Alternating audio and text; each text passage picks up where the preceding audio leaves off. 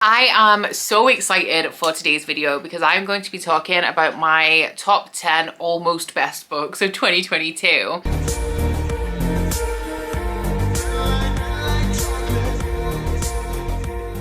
So this is a list of essentially 10 honorary mentions. It's super exciting to me because there's a whole ton of fantasy in here that I really loved. But as I'm somebody who's now a little bit more critical of fantasy because I read so much of it, these didn't quite make my best books of the year list. However, they are books that I love. They're books that I think about regularly in case of where they're in the middle of a series. They're books where I'm like highly anticipating the sequel. They just weren't quite 5 stars, which means that they couldn't be on my best books of 2022 list. But before we get into my almost best books of 2022, I would like to introduce you guys to the sponsor of today's video, which is once again the wonderful Serious Readers. So Serious Readers are a UK-based light company. You can see 2 of their lights behind me, and they use purple LEDs to create their patented daylight wavelength technology, which is the most accurate form of daylight that, well, not a form of daylight, but it's the most accurate replication of daylight that you can get inside a lamp. Now, I have had these 2 lights behind me for, I can't remember how long. I think I got them last summer, so it's been at least 6 months now, and they are a game changer. When I was a kid, my mum always said to me that there was activities that you can't do unless it's daylight, which makes a lot of sense because nothing beats daylight when it comes to accurate vision. But that was all well and good when I was like 9 and it was the Christmas holidays, but now that I'm an adult and I work throughout all of the daylight hours, especially in winter, if I don't do the things that I love, if I don't pursue my hobbies or things that I enjoy when it's dark, then I don't get to do that. So I'm talking about things like embroidery, I'm talking about knitting, I'm talking about jigsaws, things that you really benefit from daylight. And the tall lamp here just really switched things up for me because I can now do things like that, and it's almost like I'm working in daylight. One of the really cool things about the Serious Lights range as well is that they're hella customizable. You have loads of options from like the base and like the colors of the fixtures. You also have the option of having like 2 heads if you want to put the lamp between 2 armchairs or like in the middle of a sofa. You also have the option of a lighter base, which makes the light really portable, or something a bit more sturdy if you don't intend on moving it. And if you do want to go for that portable option, there is also an option of having the lights be cordless as well. So if you want to save yourself some serious eye strain this winter and check out the Serious Lights range for yourself, you can click on the link right at the top of my description box and enter the code SR214 at checkout to get a free compact light, which is this little guy here worth £150, absolutely free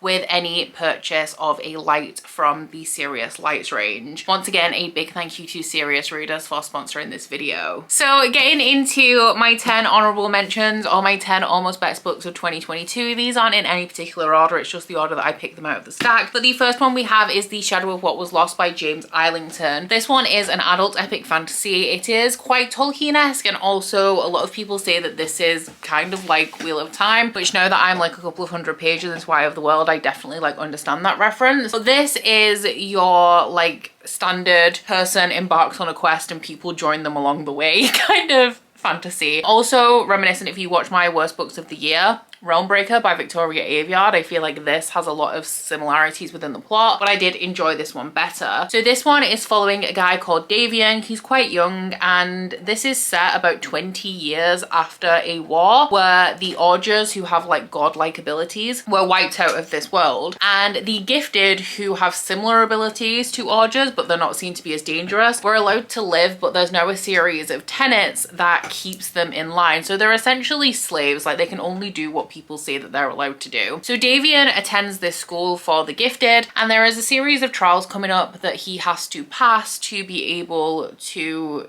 be a gifted. However, his gifted abilities have not actually manifested, so he's pretty sure he's going to fail this test. So one day an elder who is a gifted that has passed these trials comes to this school and tells Davian that he knows that he's actually an Augur, and there is a barrier up in the north of the world that was created by the Augurs that is holding back like a ton of monsters, and it's about to fail, and they need Augurs to be able to fix it. So he gives Davian an artifact that he tells him will lead him north, and Davian goes on his way with his best friend, and a whole ton of people join him on this adventure. So in terms of adult fantasy, this one does have a really accessible writing style. I don't find it to be overly dense, although there is a complexity within the plot that I personally really enjoy. That's why I like adult epic fantasy. But my favorite thing about this is that the older characters in the world, anyone that's outside our a cast of younger characters. There's like 3 of them in total that are younger. Anyone outside of that is untrustworthy because they're all following their own agenda, and some of the agendas might be good, some might be bad, but you don't know enough about this world to know which is which. So it means that there is a level of distrust going throughout this entire thing where you don't know who you can rely on, and as the book goes on, that plot thickens exponentially to a point where like you really just don't know what is good and what is bad. There are also some morally grey characters in here, and I love the way that they were included in the story, and also the way that that plot line is theoretically going to develop throughout the rest of the series. So yeah, this was a great first book in a series for me. I think possibly James Islington's debut as well, and I'm really excited to carry on with the series when I get a hot minute, because while these aren't dense, they are still pretty thick. Next up we have The Blood Trials by N.E. Davenport, which my only real criticism of this is that there was too much plot crammed into here, so it was a little bit too fast paced, but otherwise I had a great time. Now people were saying like about how this is 100% adult. Like, do not be mistaken by this cover. This is 100% an adult book, to which I say, yes, it is, but it has a lot of similarity to young adult. It's just incredibly gory and graphic in the gore, which is what makes it 100% adult. In terms of the plot and the characters and the themes, not too far removed from young adult in my opinion. But this follows Ikenna, whose grandfather was really high up in the government of this world, and this is a very racist society. So while her grandfather was marvelous and a lot of people acknowledge that, a lot of people also didn't want him in a position of power. So Ikenna was going to follow in her grandfather's footsteps and join a series of trials to be one of these like elite military personnel. However, after her grandfather died, she wanted to take a bit of time off to process her grief. That is up until her grandfather's friend tells her that he thinks that her grandfather was actually murdered, and if she enters into the series of trials, she can get close to the person who supposedly murdered her grandfather. Now, Ikenna as a main character is incredibly impulsive. If you tell her to jump, she will say how high,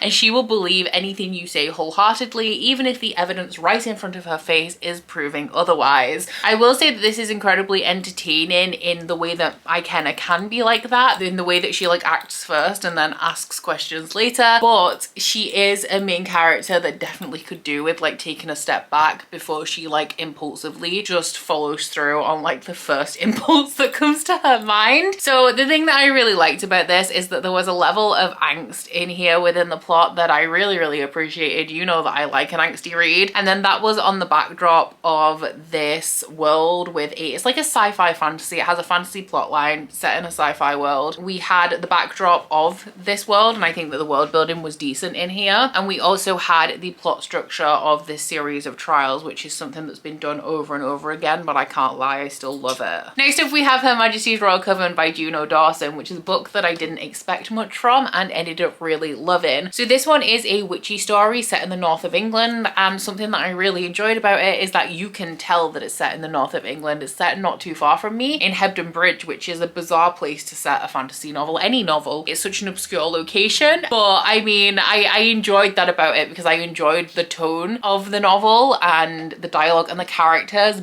with it being set in Hebden Bridge, even if it is a little bit of a weird location.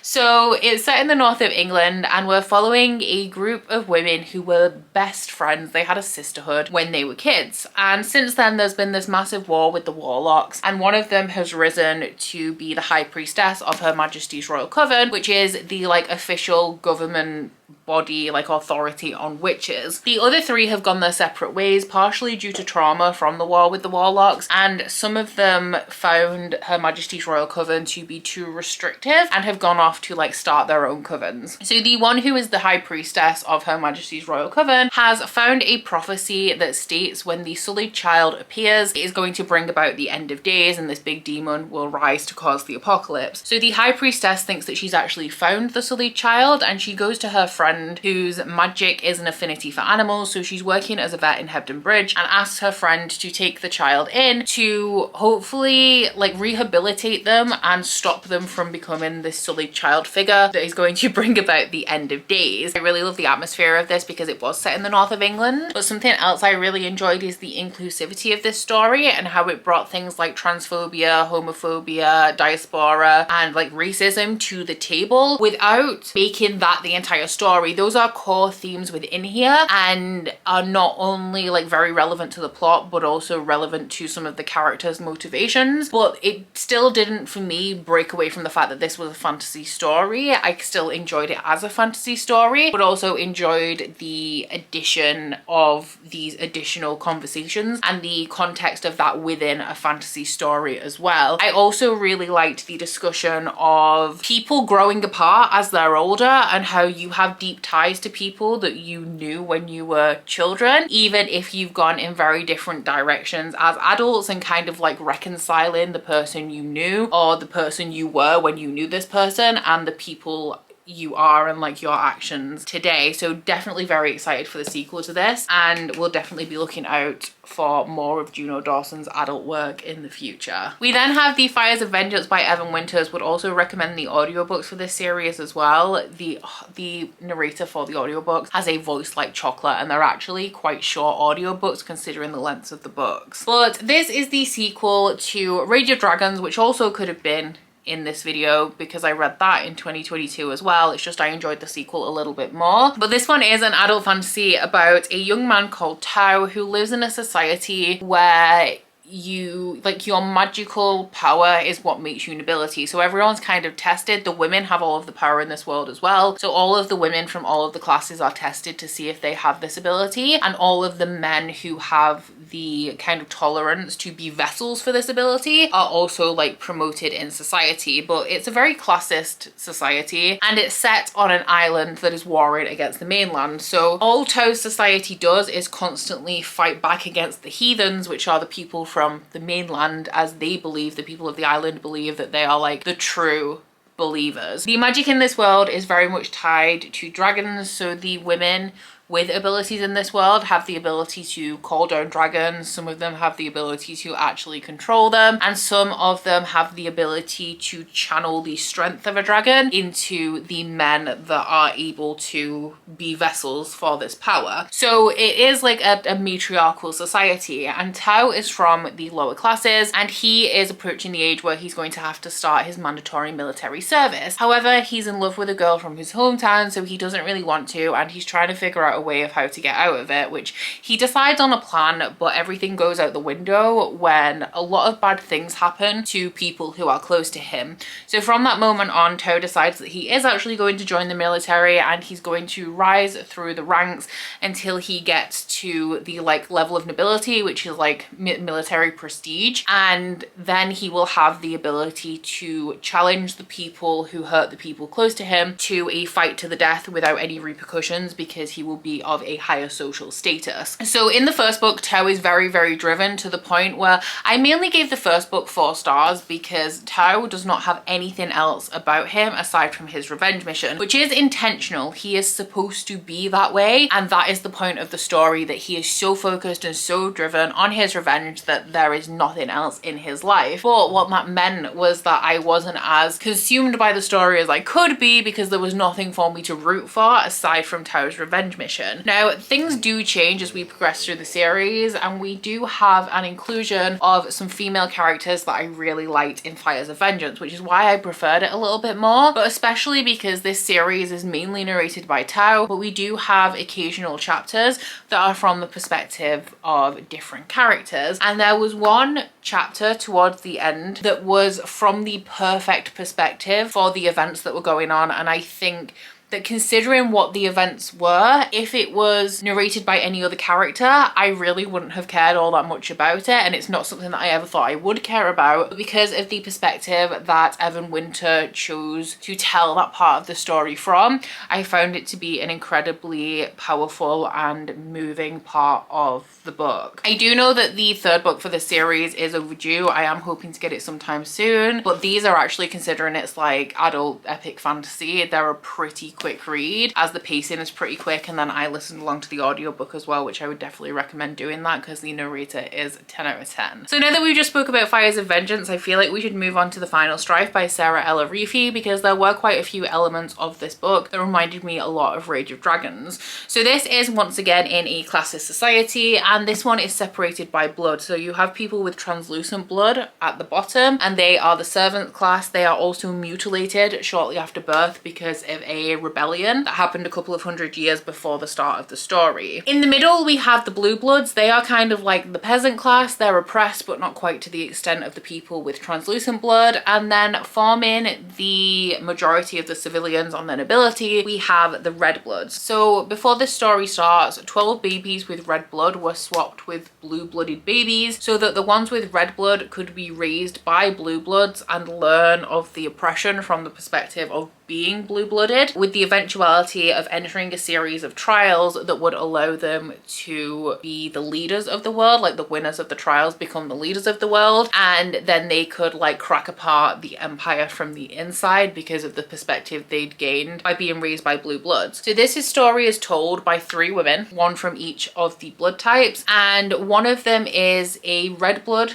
that was raised as a blue blood, and one of them is one of the blue-blooded children that was put and raised in the place of a red blood. So obviously these are people with unique perspectives based on their colors of blood and their positions in this society. Now this reminds me of Rage of Dragons, 1 because we have that classist society, and 2 because this is once again set on an island with a mysterious mainland. So the people of the island don't really know anything about the mainland. They don't think there is a mainland. So there is this like mysterious mainland of like faceless bad guys, like in Rage of Dragons, where it's an island community that's fighting against the heathens of the mainland. So I did have my issues with this. It does have a little bit of an issue with fat phobia, which I just found to be really odd and out of place in comparison to like how everything else is discussed within this world. And like there's trans characters, for example, in here, and this seems like such an inclusive fantasy, but with like a weird touch of fat phobia in there. But what I really enjoyed about this is once again, it has the structure of a tournament, of a series of trials. We also have a lot of complexity within the plot. Like there's things that are present throughout the entirety of this, which you can tell based on the ending are going to form a part of the sequel. Because I always find with fantasy series that the first book tends to be a little bit of a standalone. Like the series of trials in this book concludes in this book, but what this does is introduces you to the world and the society for the next 2 books to be about a little bit of a greater plot. But what I find typically with fantasy is you have your self-contained plot and then it tacks something on right at the end which forms the plot for book 2 and 3 that doesn't really leave you wanting to continue. But I feel like the elements that are going to form the basis for the rest of the books in this series were so well embedded within this book that I want to continue. I want to know more about them. I was wondering about them for the entire time I was reading this, which means that I'm guaranteed to pick up the sequel. In terms of things that I didn't love quite so much, the characters weren't totally believable at the beginning. There were conveniences that put them into the places that they needed to be. Despite that, I liked the character work as the book went on. I got more invested in the characters, and the most important thing to me in this is that I really liked the plot. I see good things coming from the plot based on the complexity of it in this first book,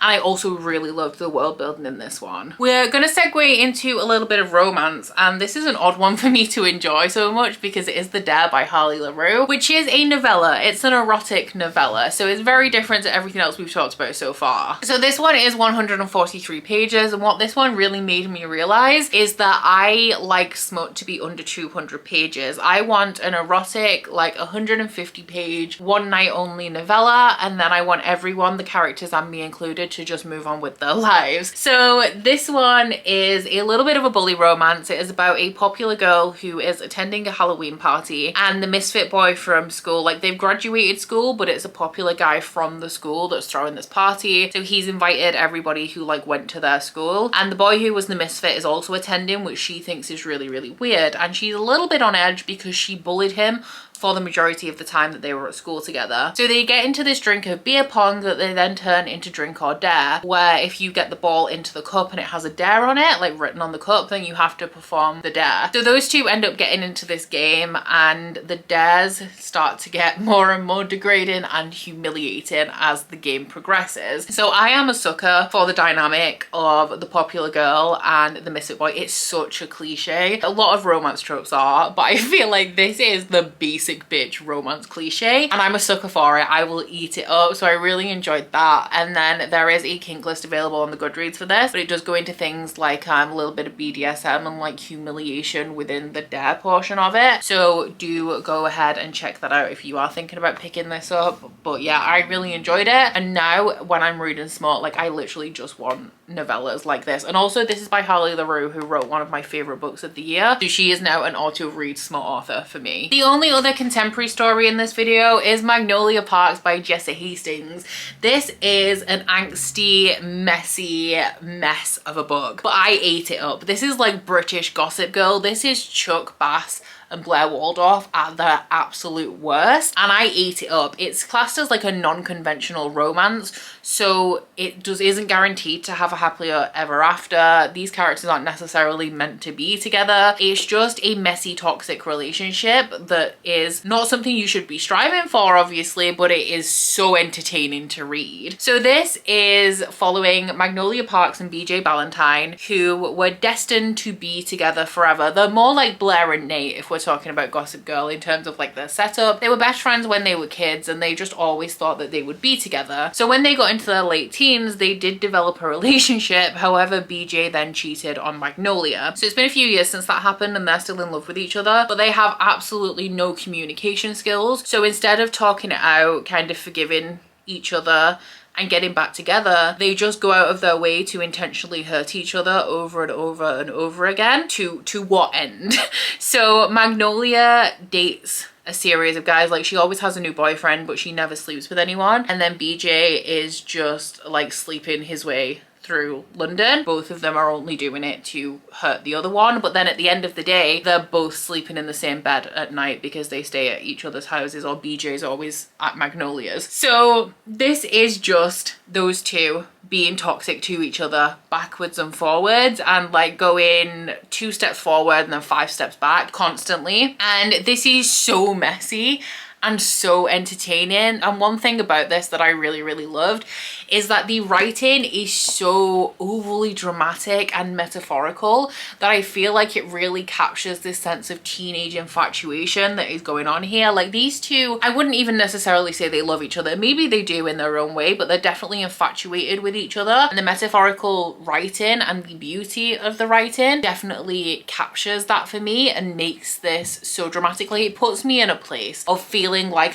what I did when I was 17, and there was a stupid boy that I was convinced I was in love with, but he hadn't texted me back, and he never did text me back anyway, and it was all kind of like imagined in my head, but it felt so real in the moment. That's the kind of feeling that reading Magnolia Parks gives me. Something else that I really enjoyed about this from the entertainment perspective is that these people are so self-involved. Not only are they destroying their own lives, but they're both part of the same friendship group, and they're dragging all of their friends in this mess. Like, their friends are constantly on edge and tiptoeing around whether BJ and Magnolia are currently talking to each other. So yeah, it's entertaining, it was fun, I love the writing style, it was an angsty dramatic mess, and I'm really excited to continue on with this series. And then the last book I'm going to talk about that is like part of the romance genre or subgenre is Savage Lands by Stacey Marie Brown, which is a dystopian / fantasy romance series that I started this year. And I would not say necessarily that these are the best books I've ever read, but I would definitely say that they're addictive. So this one is set in like a futuristic, or I guess alternate version of Budapest after the Fae Wars. So the main character was actually born at the time when the veil between the world of the humans and the Fae fell. She's human, and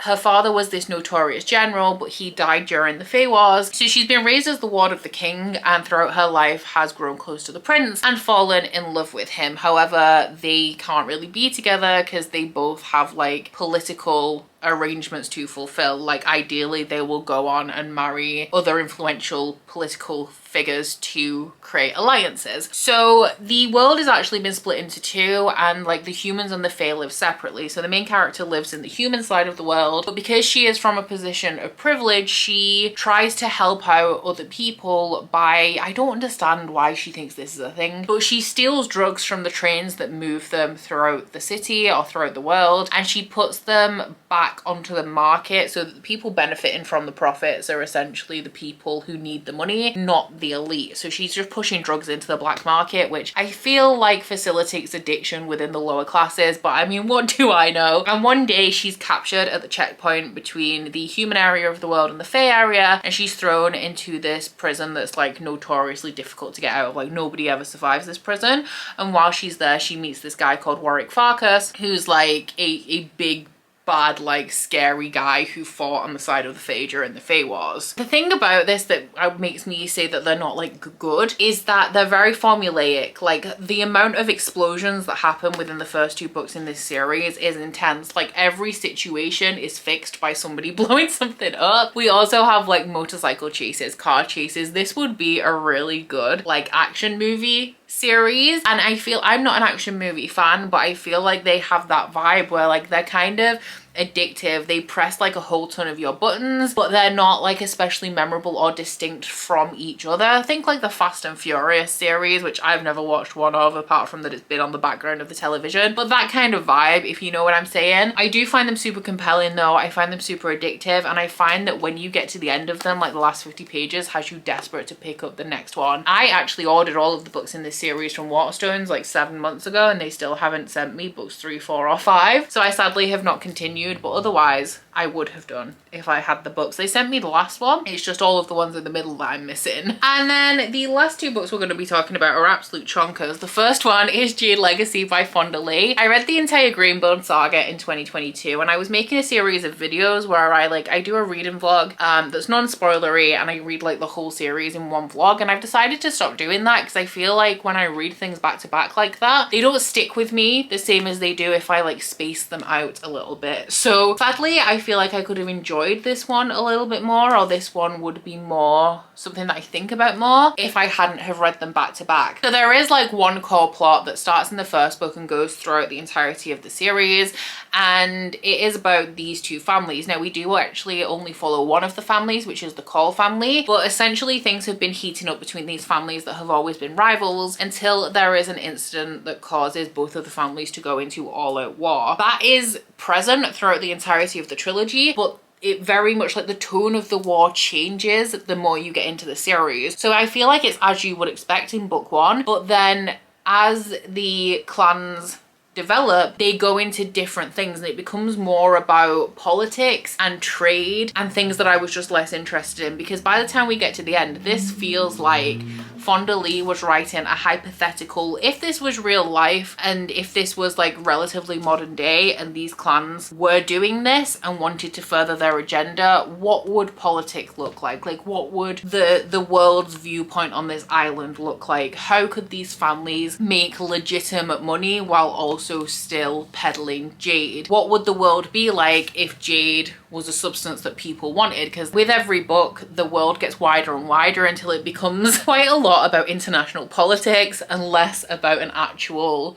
war between these 2 clans. So with every book, I lost interest in the plot, but I grew close to the characters, and this one did make me cry a little bit. It didn't have as much of an impact on me as it did on a lot of people. Once again, I feel like that was impacted by the fact that I didn't even read them quickly. Like, it took me nearly a week per book. I just happened to read them back to back, but it did engage me emotionally. It's just sadly that by the time we got to this point, I just really wasn't enjoying the plot anymore. And then the final book is one that definitely had to be on here just because the amount of time I spent thinking about this book, which is The Embroidered Book by Kate Hartfield. This one was one of my Goldsboro books that when it arrived, I was sure I was going to DNF. I was not about this book because this is a historical fantasy that is a retelling of Marie Antoinette and her sister from them being young children up until Marie Antoinette's death. So we all know what happened to Marie Antoinette with the French Revolution. That does not change throughout this book. This is not a book that magically fixes what happened in history. This is more of like a hypothetical, what if Marie Antoinette and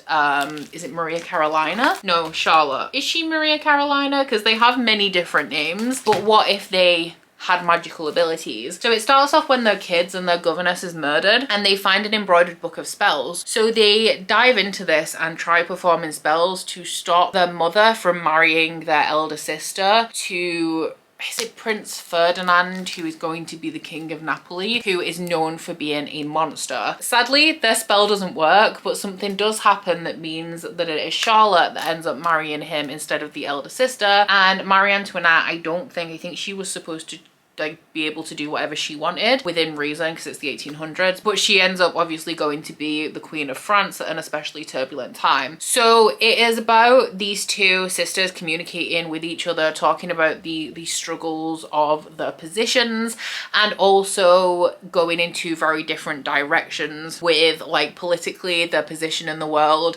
They have different interests because they're representing different countries that are sometimes at odds, and also there are two schools of magic within this world, and they each follow a different path. So there's one very like sexist brotherhood that feel like they should control all of the magic, and one of them ends up going in that direction, and one of them ends up joining the magical rebels. So it's about I guess sisterhood in the face of everything else that comes with life. Similarly actually to Her Majesty's Royal Coven, it is about the connection you have to the people that you know when you're young and how that grows and changes and sometimes diminishes with age. Now I am not a historical person at all. I don't like historical stories, with the exception of the occasional historical fantasy. This got me so invested in like the Habsburgs and like everyone who spins off from them, because there were two families that were so intermarried and controlled like all of Europe in this time period. And then like Napoleon's mentioned in here as a guy that people don't like, but also I looked it up because I couldn't resist looking up everybody to do with this. Napoleon ends up being one of their like grandsons by marriage at some point, even though they hate him because he's ruining everything for them. So it got me really invested in the actual history, and I spoiled myself for this book so many times by looking up the actual people that are characters in this book. And I didn't even care because I was just so interested in it.